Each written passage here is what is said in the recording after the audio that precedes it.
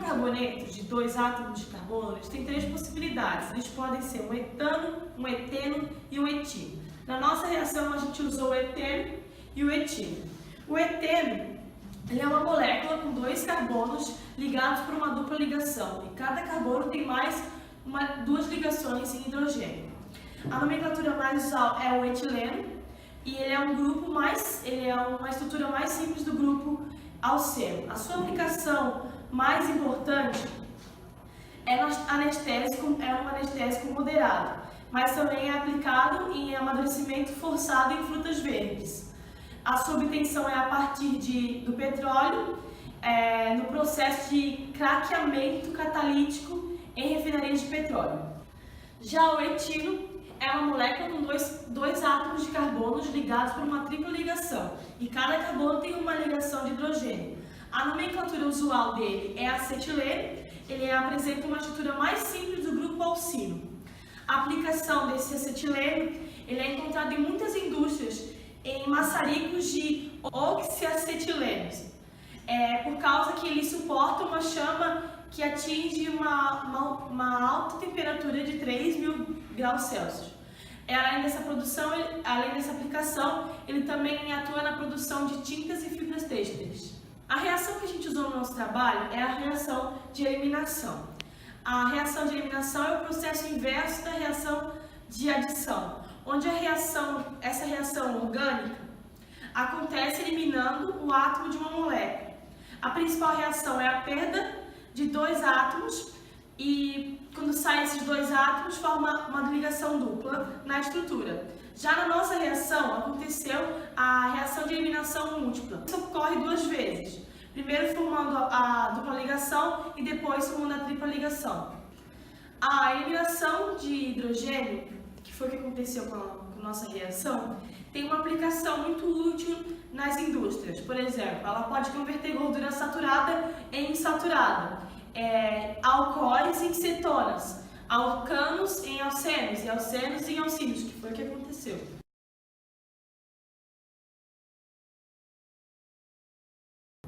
Tá, nossos objetivos são calcular a constante de equilíbrio, calcular o avanço de reação e plotar o gráfico de acordo com o ln, a constante de equilíbrio, pelo inverso da temperatura.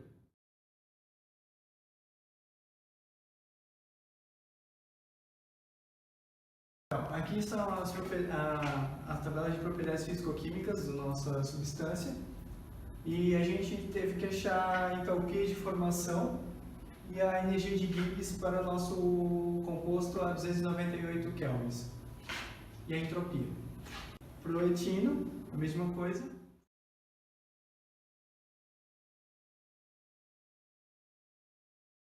Na elaboração da planilha de cálculos, primeiro a gente precisa elaborar as hipóteses, onde será o coeficiente estequiométrico vai ser igual a 1 na reação, que isso significa que uma molécula de eteno irá produzir uma molécula de etino durante a desidrogenação e que a fase vapor vai ser um gás ideal. Aí aqui a gente tem a nossa reação. Para dar início, então, a gente utilizou o livro Introdução à Termodinâmica da Engenharia Química para encontrar os coeficientes do ΔH de formação e ΔG de formação para o eteno e o etino. O hidrogênio não apresenta valores pelo fato dele ser uma substância pura, então ele é desconsiderado. E também a gente já calculou o V, que faz parte do coeficiente estequiométrico, onde será -1 para o eteno, já que ele é o reagente, e 1 positivo para o etino e para o hidrogênio, já que eles serão os produtos. Então, o segundo passo foi calcular o ΔH e o ΔG padrão da reação, que para isso a gente precisava dos valores de V e de seus respectivos valores de ΔH de formação e ΔG de formação, que vai ser o somatório do componente 1 vezes o seu V1 mais o componente 2 vezes o V2 e assim em diante. Então a gente obteve esses 2 valores para assim a gente poder calcular o K, que é o coeficiente de constante de equilíbrio reacional, que o K vai ser o exponencial de menos ΔG dividido por RT. E também a gente precisava do valor de K para calcular as frações molares de cada componente na temperatura de 298 Kelvin. Para isso, temos essa equação, ou seja, K é igual ao produtório das fugacidades de cada componente, divididos pela fugacidade, a pressão padrão de um bar, elevados aos coeficientes estequiométricos determinados no começo, que seriam -1 para o eteno, 1 para o etino e para o hidrogênio. Então, a gente considerou a fase vapor como um gás ideal, ou seja, o coeficiente de fugacidade é igual a 1. E então temos que o K seria a multiplicação do Y, ou seja, da fração molar enquanto vapor, pela pressão, elevados aos coeficientes estequiométricos. A pressão era de 1 bar nesse caso, no primeiro caso, então a gente tem que o K seria o somatório das frações molares elevadas aos coeficientes estequiométricos. Para a fração molar a gente usa essa equação, que representa o número de mols de determinado componente, mais o coeficiente de fugacidade vezes o epsilon, que seria o coeficiente de progresso da reação, e divididos pelo número de mols inicial total da reação, mais o somatório dos coeficientes estequiométricos vezes o epsilon da reação, coeficiente de progresso. Então, para o eteno, o número de mols inicial seria 1, já que a reação começa com 1 mol de eteno, e menos o epsilon, porque o sinal negativo por conta do coeficiente estequiométrico ser -1, como falado lá no começo, ali em cima. E para o eteno e para o hidrogênio, essa equação fica igual, porque o número de mols inicial dos dois é 0, já que eles são produtos, ou seja, eles não estão no começo da reação, mas aparecem no final. E a parte embaixo também fica 1 mais o coeficiente de progresso da reação. Então, a gente tem que o K seria o produtório dessas 3 equações, cada uma elevada ao seu respectivo coeficiente estequiométrico. E no final, a gente chega nessa relação de epsilon sendo a raiz de K sobre 1 mais K. E esse K já está determinado, que é esse valor aqui, 1,61 vezes 10 na menos 25, na temperatura de 298 Kelvin. Substituindo aqui nessa equação, a gente chega que o epsilon para a temperatura de 298,15 Kelvin seria de 4,0139 vezes 10 a menos 13. E também, aí substituindo esse valor de epsilon em cada fração molar de cada componente da reação, temos que o eteno é bem próximo de 1, na verdade que o Excel arredondou para 1, mas ele na verdade é 0,99999 e aí vai. E a gente tem uma formação bem pequena de etino e de hidrogênio. As duas frações molares dos produtos são iguais, porque a equação que representa cada um deles são iguais também. E aí fazendo LN de K para o K nessa temperatura, a gente chega no valor de menos 57,09, arredondando. E 1 sobre T, 1 sobre 298, valor de 0,00335. Aí, aqui a gente reproduziu para todas as outras temperaturas, o K, aqui as temperaturas indo de 298 até 1000 Kelvin, e o K ia variando para cada uma dessas temperaturas, de acordo com a equação Ln de K sobre K', igual a ΔH sobre R vezes 1 sobre T menos 1 sobre T', vimos em sala de aula.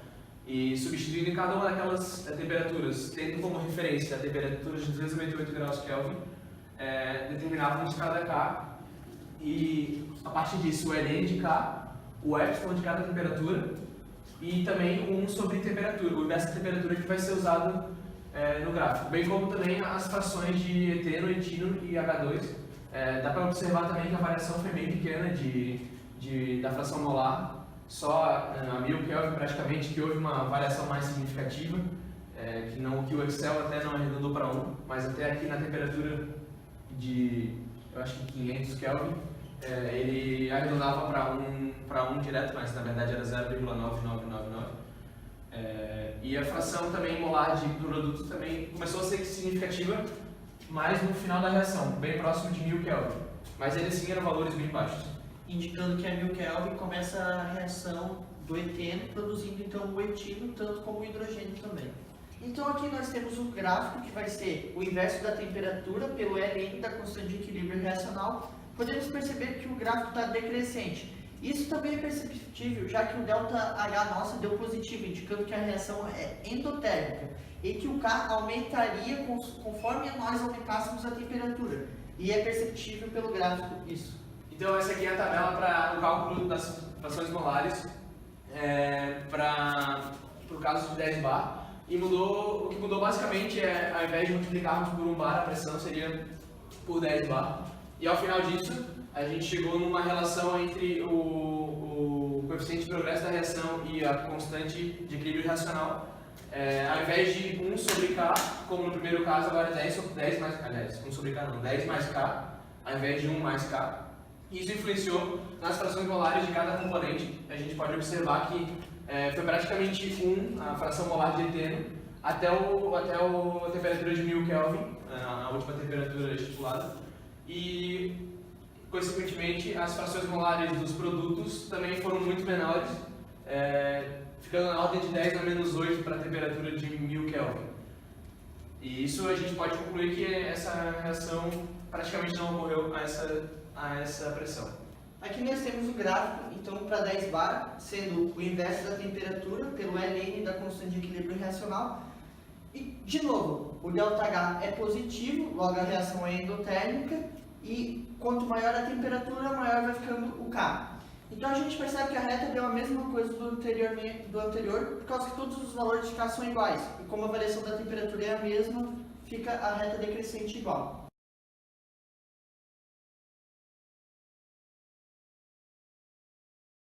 Após os cálculos realizados e os resultados obtidos, nós podemos concluir que o coeficiente de avanço para a reação de desidrogenação do eteno foi maior na pressão de 1 bar. E com isso a gente pode também concluir que mais mols das substâncias reagiram nessa pressão, na variação de temperatura de 298 a 1000 Kelvin. Isso também pode ser observado devido ao maior decréscimo da fração molar de eteno quanto maior era a temperatura. Apesar de essas características terem sido observadas para a pressão de 1 bar, o mesmo não foi observado na pressão de 10 bar, pois praticamente não houve reação, uma vez que a fração